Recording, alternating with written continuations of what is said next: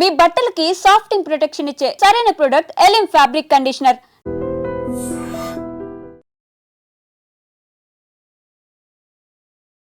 ఈ మధ్య చాలా ఘటనలు అయితే అసలు తల్లిదండ్రులే ఏదో ఒక రీజన్ లో పిల్లల్ని చంపుతున్నటువంటి పరిస్థితి చాలా పెద్ద ఎత్తున ఈ మధ్య కాలంలో ఇట్లాంటి కేసెస్ అయితే బయటపడుతున్న సిచ్యువేషన్ నే మనం చూస్తూ ఉన్నాం. కొన్ని అయితే చాలా చిన్న రీజన్స్ అండ్ సిల్లీ రీజన్స్ కూడా. కానీ పిల్లల్ని చంపాలి అన్న ఆలోచన వస్తోంది. ఇదే ఇప్పుడు ఆందోళన కలిగిస్తున్నటువంటి అంశం. అట్లాంటిదే మళ్ళా ఇంకోటి ఘటన జరిగింది. నాగర్ కర్నూల్ జిల్లాకు సంబంధించి చెన్నంపల్లి గ్రామానికి సంబంధించిన మహిళ ఎల్లమ్మ. యాక్చువల్లీ ఆమెకు 7 ఏళ్ల కూతురు మాత్రమే ఉంది. దానికంటే ముందు భర్త కూడా చనిపోయినటువంటి పరిస్థితి. ఇక్కడ ట్విస్ట్ ఏంటంటే యాక్చువల్లీ ఈ ఎల్లమ్మ గతంలోనే వాళ్ళ హస్బెండ్ ని చంపినటువంటి కేసులోనే జైలుకి వెళ్లి వచ్చింది. బెయిల్ పైన ప్రస్తుతం ఆమె రిలీజ్ అయి ఉన్నటువంటి సిచ్యువేషన్ అయితే ఉంది.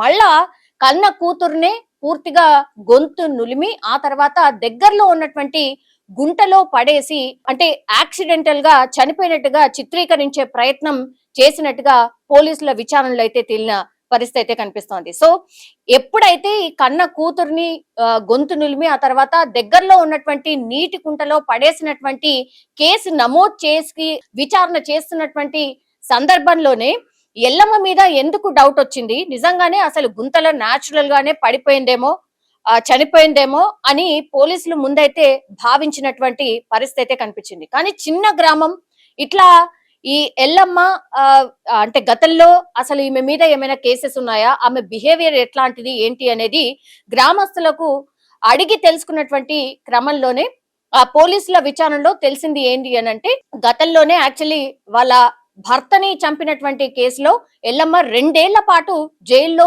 ఉండి వచ్చింది. సో బెయిల్ పైన ప్రస్తుతం ఆ కేసులో ఆమె రిలీజ్ అయి ఉంది. మళ్ళీ ఈ ఘటన జరిగింది.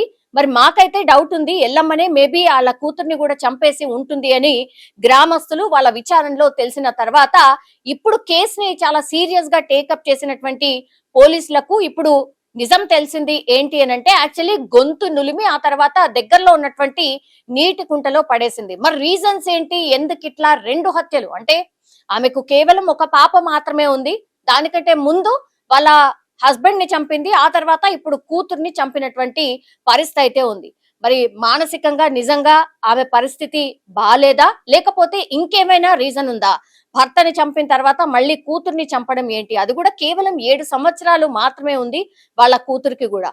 సో ఈ కేసుని పూర్తిగా సీరియస్ గా టేకప్ చేసినటువంటి పోలీసులు మాత్రం కావాలనే వీళ్ళిద్దరిని చంపారా లేకపోతే మానసికంగా ఇంకేమైనా ఆమెకు ప్రాబ్లం ఉందా, ఇట్లాంటి అన్ని కోణాల్లో కూడా పోలీసులు కేసునైతే దర్యాప్తు చేస్తున్నటువంటి సందర్భం అయితే కనిపిస్తోంది. కానీ కన్న తల్లులు ఇట్లా ఇంత ఘోరంగా పిల్లల్ని ఎట్లా చంపగలుగుతున్నారో అర్థం కానటువంటి పరిస్థితి. ఈ మధ్య కాలంలో చాలా అంటే చాలా కేసెస్ ఇట్లాంటివే నమోదవుతున్నాయి. అంటే కొన్ని వాటిలలో మాత్రం ఈ అక్రమ సంబంధాలకు సంబంధించిన వాటి వల్లే చాలా కేసెస్ ఇట్లాంటివి నమోదవుతున్నాయని పోలీసులు చెప్తున్నటువంటి పరిస్థితి అయితే కనిపిస్తోంది. కొన్ని అయితే చాలా చిన్న రీజన్స్, సిల్లీ రీజన్స్ అట్లాంటి కేసులో కూడా పిల్లలు అడ్డున్నారని వాళ్ళని చంపేయడం అయితే జరుగుతోంది. మరి చూడాలి ఈ కేసులో ఏం జరిగింది ఏంటి.